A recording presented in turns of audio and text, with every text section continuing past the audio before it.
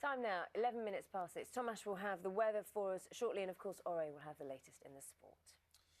Let's return to one of our main stories this morning, the fact that Syria's President Assad has vowed to keep on fighting, even as world leaders are pushing for a pause in hostilities. He says his support for the peace talks doesn't mean that the battle against rebel forces should stop. Let's talk more about this with Afshin Shahi, who's a lecturer in Middle East politics at the University of Bradford. Good morning. Good morning. So yesterday when we were talking about an agreement within a week of a ceasefire, there was a lot of optimism, as if almost the world had come together and thought, right, enough is enough.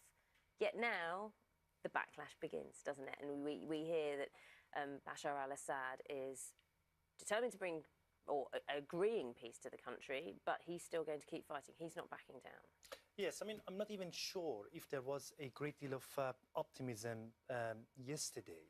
It wasn't the first time that the world leaders were coming together to address the situation in Syria. It was only a few weeks ago that we had a lot of optimism for Geneva 3, and we realized that only after 3 days, unfortunately, the talks were kind of suspended again.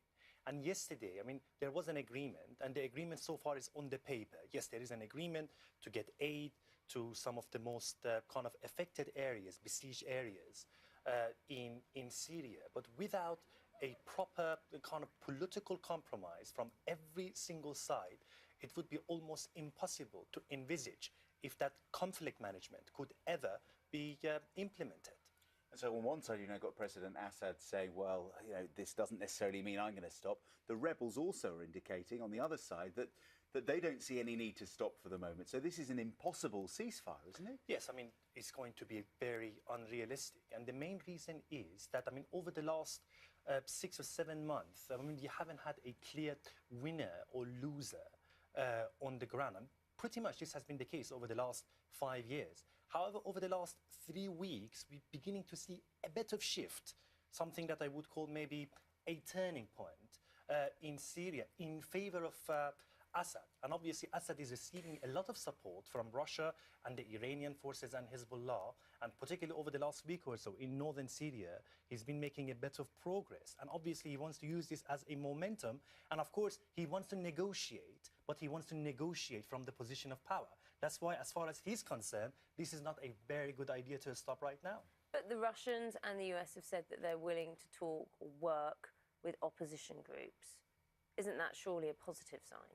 I mean, this is a positive sign, but at the same time, there are a lot of disagreement between Washington and Moscow. Only yesterday, Moscow was pushing for basically buying more time for Assad, because Moscow has been helping Assad shoulder to shoulder pretty much since March, bombarding the rebel areas, primarily in northern Syria. And this is the main reason that Assad is making progress. And as far as Moscow is concerned, Assad is fighting terrorists.